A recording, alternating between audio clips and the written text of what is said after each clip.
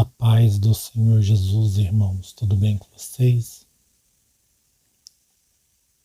Hoje eu gostaria de trazer uma palavra para os irmãos no livro do profeta Ageu. O profeta Ageu, ele profetizou juntamente com Zacarias no tempo de Esdras e Neemias, quando Jerusalém estava sendo restaurada depois do cativeiro de 70 anos da Babilônia. E Ageu e Zacarias, eles estavam reanimando o espírito do povo para a edificação do templo, para que o templo do Senhor fosse reedificado. Essa reedificação do templo de Jerusalém e da própria cidade de Jerusalém no ano depois dos 70 anos de cativeiro da Babilônia, elas fazem uma referência ao fim da profecia das 70 semanas, onde Jerusalém será reedificada e o verdadeiro templo do Senhor, que somos nós, estamos sendo edificados nele. Então, esta profecia, ainda que fala de um templo literal, ela contém nela aspectos espirituais que apontam para a edificação do nosso corpo como santuário de Deus. E nós devemos atentar para isso, atentar para ver se realmente estamos cuidando em edificar a nossa vida como um santuário de Deus, como um templo do Senhor. Ou se apenas estamos correndo atrás dos nossos próprios desejos. Veja o que está escrito no livro do profeta Ageu. A partir do versículo 1, no capítulo 1 diz: No segundo ano do rei Dario, no 6º mês, no primeiro dia do mês, veio a palavra do Senhor, por intermédio do profeta Ageu, a Zorobabel, filho de Salatiel, governador de Judá, e a Josué, filho de Josadaque, o sumo sacerdote, dizendo: Assim fala o Senhor dos exércitos. Este povo diz: Não veio ainda o tempo em que a casa do Senhor deve ser edificada. Veio, pois, a palavra do Senhor por intermédio do profeta Ageu, dizendo: Acaso é tempo de habitardes vós em casas apaineladas, enquanto esta casa permanece em ruínas? Ora, pois, assim diz o Senhor dos Exércitos: Considerai o vosso passado. Tendes semeado muito e recolhido pouco. Comeis, mas não chega para fartar-vos. Bebeis, mas não dá para saciar-vos. Vesti-vos, mas ninguém se aquece. E o que recebe salário, recebe-o para pô-lo num sactel furado. Assim diz o Senhor dos Exércitos: Considerai o vosso passado.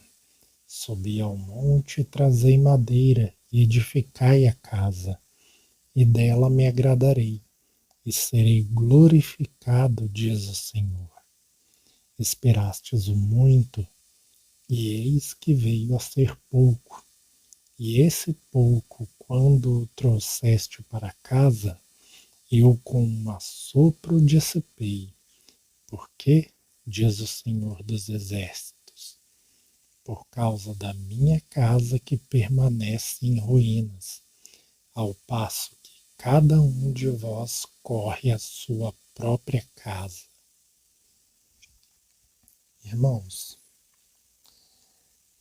aqui tem muitos aspectos que nós podemos levar para o lado literal da pessoa pensar que ela não está prosperando por causa que ela não está cuidando de edificar a sua vida com Deus. Mas na verdade, o texto ele está nos mostrando um outro sentido para isso. Porque o sentido ao qual o texto está nos mostrando é no caso da pessoa não estar saciada, não estar satisfeita. É como aquela palavra que diz no livro de Eclesiastes, eu esqueci qual é o capítulo, mas diz que quem ama o dinheiro nunca se farta dele. Então, a pessoa, ela come, mas ela não se sente satisfeita. Ela bebe, mas ela não se sente saciada. Ela recebe um salário, mas o salário dela nunca satisfaz ela. A pessoa, ela sempre quer mais. Ela sempre está de olho em mais. Já reparou como muitas pessoas, elas acham perfeitamente normal a pessoa correr atrás de casa, de carro, a pessoa ela fazer faculdade e dedicar horas e horas e horas do seu dia para se aperfeiçoar em uma profissão, num estudo, para se formar em alguma coisa, para que a pessoa ela possa ter um bom salário, uma boa renda e conquistar as coisas que deseja desse mundo, mas quando falamos com a pessoa acerca de estudar a palavra de Deus, a pessoa ela fala que não tem necessidade. Alguns até usam aquele texto erroneamente, dizendo a letra mata, mas o espírito é que vivifica. Muitas pessoas usam esse texto de forma errada, igual usam de forma errada aquele texto em que nós vivemos em novidade de espírito e não na caducidade da letra. Irmãos, a letra sem o espírito, ela mata, mas a letra com o espírito, ela nos dá vida. E é sobre isso que Paulo está falando. Então Paulo ele vai nos ensinando que a lei de Cristo deve estar gravada em nosso coração e que nós devemos sim examinar as Escrituras, nos esforçar, nos empenhar em edificar a nossa vida no caminho correto do Senhor, para que venhamos andar verdadeiramente em novidade de vida, em santificação, vivendo uma vida de ressurreição. Por que vivendo uma vida de ressurreição? Porque quando entregamos nossa vida a Cristo, nos dando a Ele de todo o coração, nós morremos para esta vida e ressuscitamos para uma nova vida em Cristo. Se de fato ressuscitamos para uma nova vida em Cristo, então devemos ter também uma vida de ressurreição, aonde o que estará no nosso coração são as coisas do alto, como o apóstolo Paulo disse em Colossenses capítulo 3, porque nós devemos pensar nas coisas que são do alto, onde Cristo vive, e não nas que são da terra, porque morrestes, e a nossa vida está oculta com Cristo em Deus. Então, irmãos, muitas pessoas, elas se aplicam, elas correm por causa da sua própria casa, elas correm por causa do seu próprio desejo, mas quando se trata da palavra de Deus, ela lê uma apostila e ela simplesmente fica com aquilo que a apostila disse. Ela não vai a fundo para ver se aquilo que a apostila está ensinando é a verdade ou não. Ela não vai a fundo para ver se aquilo que aquele curso de teologia está ensinando é verdade ou não. Quantas pessoas elas veem como normal o calvinismo, pessoas que elas entendem que a salvação não se perde e que se uma pessoa ela caiu é porque na verdade essa pessoa nunca foi salva, mas ela participou de uma graça evanescente, aonde Deus ele usa a pessoa por um tempo para alcançar os eleitos e depois Deus ele simplesmente abandona a pessoa em pecado. E você acha que isso é amor? Deus ele não poderia usar os eleitos para alcançar os eleitos? Ele precisa pegar uma pessoa que ele não tem intenção de salvar e usar essa pessoa para alcançar os eleitos e depois abandonar essa pessoa em pecado para que essa pessoa ela seja condenada e ainda vai dizer que isso é justo? A pessoa ela não pratica justiça segundo o calvinismo, não porque a pessoa escolheu não praticar a justiça, mas porque ela não teve a oportunidade de praticar a justiça, porque Deus não a elegeu. Você acha que isso é justo?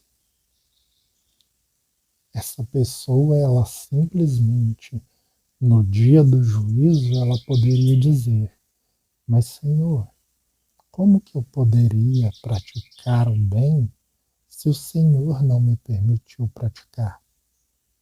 Como que eu poderia praticar a justiça se o Senhor não me elegeu para praticar? Afinal de contas, segundo o calvinismo, quem pratica a justiça, quem guarda os mandamentos do Senhor, é porque Deus amou a pessoa antes da fundação do mundo. E sem nenhum motivo, sem nenhuma explicação. Deus simplesmente amou a pessoa. E quem ele odiou antes da fundação do mundo foi sem nenhum motivo também, sem nenhuma explicação. É um mistério, como eles dizem. Deus simplesmente odiou a pessoa. Então a pessoa, pela eleição dela, por Deus ter amado ela antes da fundação do mundo, ela vai praticar o bem, ela vai crer no Senhor Jesus e ela vai manifestar a fé e viver as obras da fé. Então veja que a pessoa ela não é justificada por fé, como Paulo ensina. A pessoa, ela não manifesta a fé porque o sacrifício de Cristo tocou a consciência dela. A eleição calvinista está acima do sacrifício de Cristo e está acima da fé. Porque sem a eleição o homem não tem fé e o sacrifício de Cristo não toca a consciência dele. E você acha que isso é um evangelho justo? Isso é um evangelho correto? E quem fala isso é um pastor de renome, muito conhecido. São pastores de renomes que falam essas coisas. Então, meus irmãos, o evangelho ele está distorcido. Heresias estão no meio do povo.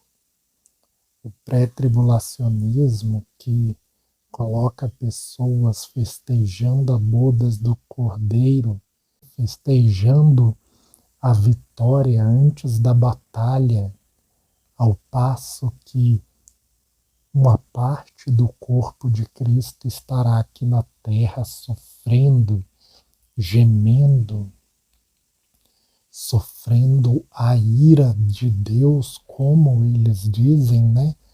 Porque eles entendem errado a ira de Deus, porque João Batista lhe diz: quem vos induziu a fugir da ira vindoura?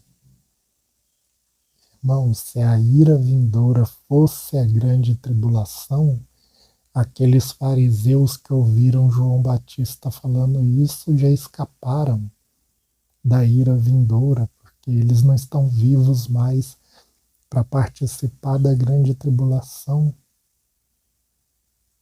Paulo, ele também vai dizer que o Senhor, ele nos livra da ira vindoura.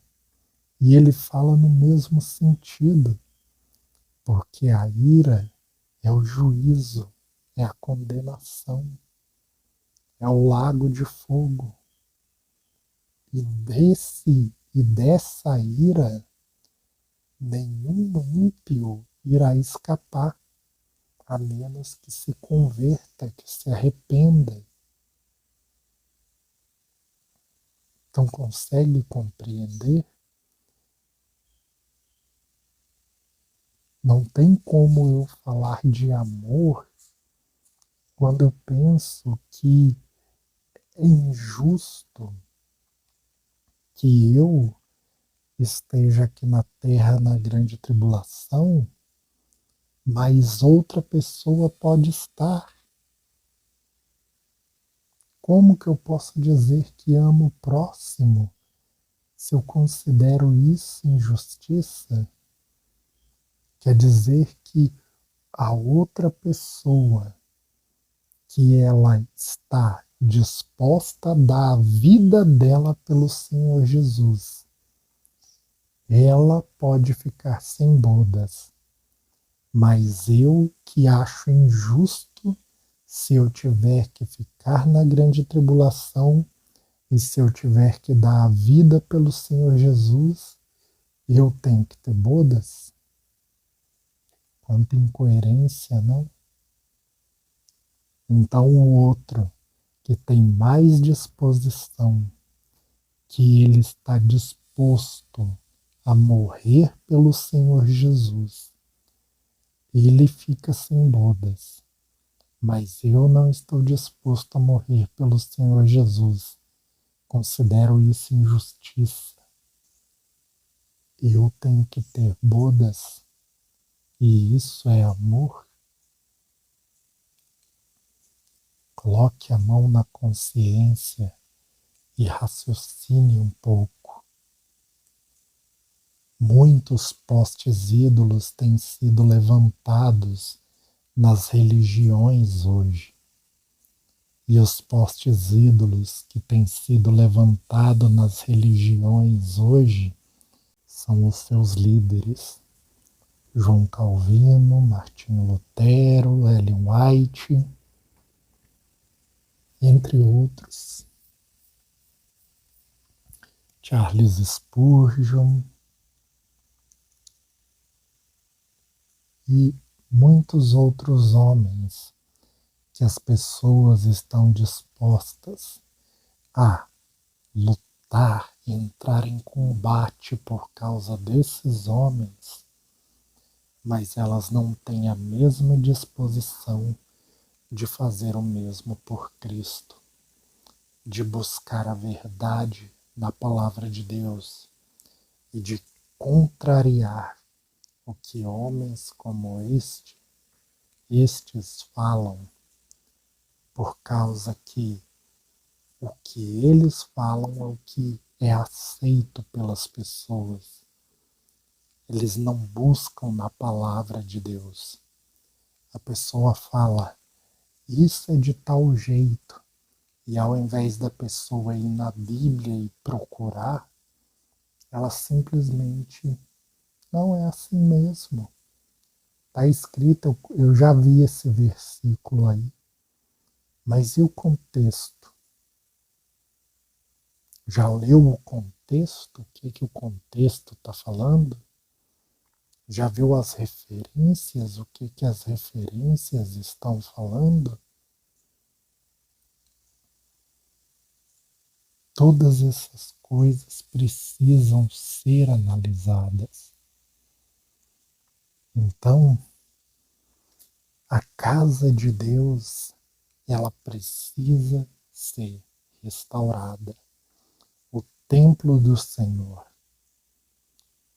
por causa que o templo do Senhor, ele foi destruído com o surgimento da Igreja Católica. E quando veio a Reforma Protestante, como o próprio nome diz, foi feito uma reforma, não foi feita uma restauração.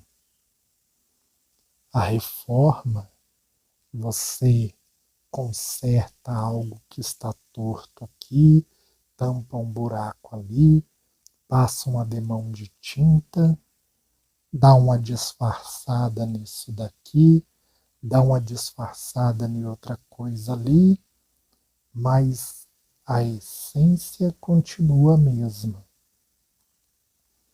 Já a restauração, ela derruba e faz de novo, torna original, volta à originalidade da obra.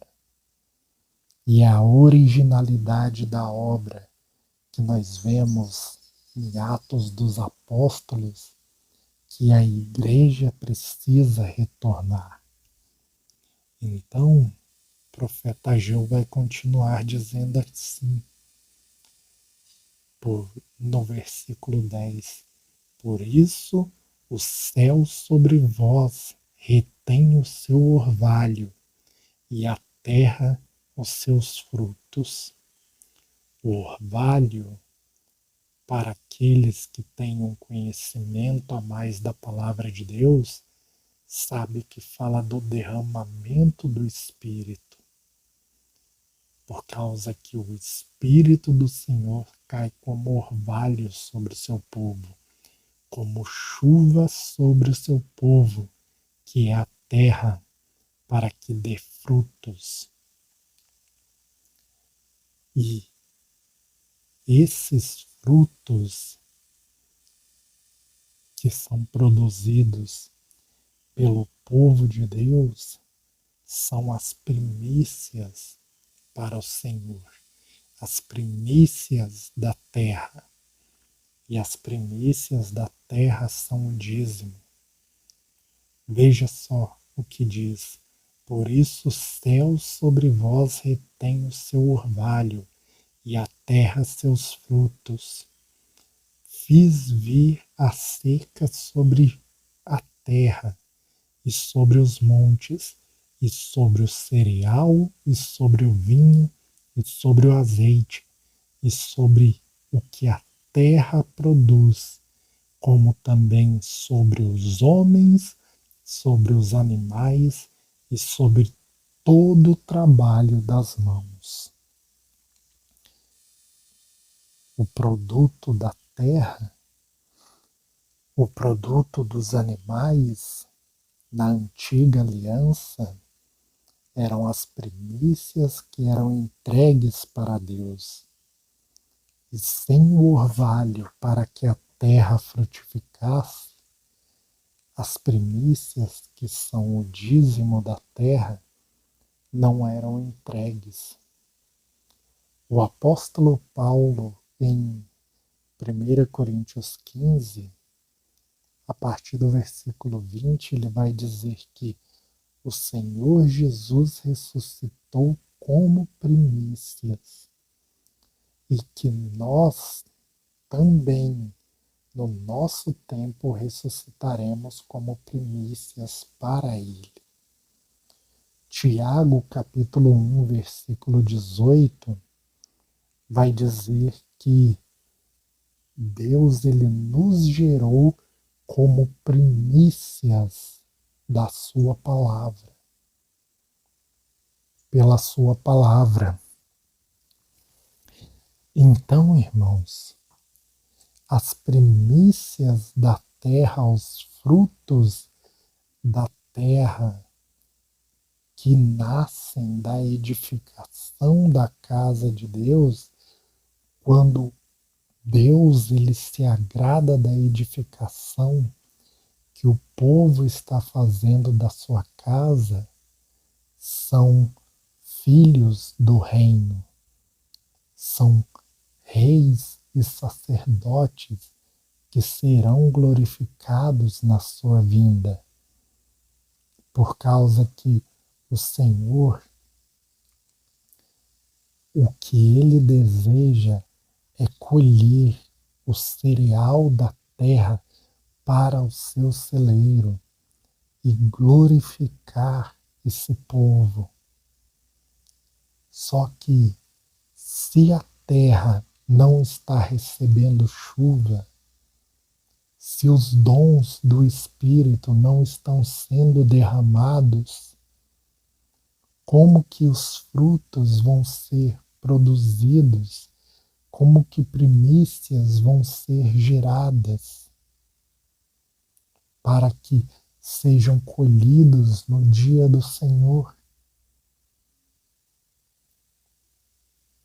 Então é por isso que nós devemos olhar. Não é errado você trabalhar, não é pecado você ter o seu carro, sua casa, mas você não pode se esquecer da edificação da casa de Deus, que é a sua vida em Cristo Jesus. Nós estamos num momento aonde podemos chamar de a última hora. Muitas coisas já estão tão avançadas com relação à tecnologia que logo o reino da besta vai se manifestar. A ONU mesmo, ela contém 5 países que tomam todas as decisões na questão de paz e segurança no mundo. Então, irmãos, é como se metade da 7ª cabeça da besta já tivesse se levantado no mundo. E o que nós estamos fazendo? Estamos aceitando esses mesmos ensinos e não consertando, não trazendo a restauração que o Evangelho precisa. Você pode trazer a restauração do Evangelho compartilhando uma mensagem como essa. É claro que você não deve simplesmente compartilhar. Você deve ouvir com atenção. Você deve meditar nessas palavras. Você deve estudar. Você deve se dedicar buscar na palavra de Deus. Então, irmãos, veja, Deus ele disse que o orvalho está sendo retido porque a casa dele está sendo deixada de lado. Mas veja como que vai concluir o capítulo. Então Zorobabel, filho de Salatiel, e Josué, filho de Josadaque, o sumo sacerdote, e todo o resto do povo atenderam à voz do Senhor, seu Deus, e às palavras do profeta Ageu, as quais o Senhor, seu Deus, tinha mandado dizer. E o povo temeu diante do Senhor. Então Ageu, o enviado do Senhor, falou ao povo segundo a mensagem do Senhor, dizendo: Eu sou convosco, diz o Senhor. O Senhor despertou o espírito de Zorobabel, filho de Salatiel, governador de Judá, e o espírito de Josué, filho de Josadaque, sumo sacerdote, e o espírito do resto do povo, e eles vieram e se puseram ao trabalho da casa do Senhor dos Exércitos, seu Deus, ao 24º dia do 6º mês. Josué, filho de Josadaque, o sumo sacerdote, e Zorobabel, filho de Salatiel, eles foram tidos como modelos de duas testemunhas, assim como Esdras e Neemias, e assim como Ageu e Zacarias. Tudo no tempo em que Jerusalém estava sendo edificada depois do cativeiro da Babilônia. Isso é um exemplo para nós. Um exemplo de que a restauração começa conosco. E essa restauração continua com as duas testemunhas, que não são apenas dois homens. E nós aprendemos isso tanto no profeta Zacarias como no livro do Apocalipse. Porque as 7 igrejas, que é a plenitude do povo de Deus, são os 7 candeeiros. E as duas testemunhas são 2 desses 7 candeeiros. E as duas testemunhas são 2 desses 7 candeeiros que manda azeite para todos os candeeiros, acendendo assim a menorá. Então vai ser um grupo de pessoas, uma porção de pessoas, não apenas 2 pessoas. E essa é a revelação que nós temos em Apocalipse 11 e em Zacarias. Ou é no capítulo 4 ou é no capítulo 5. Mas o Senhor, ele nos ensina isso.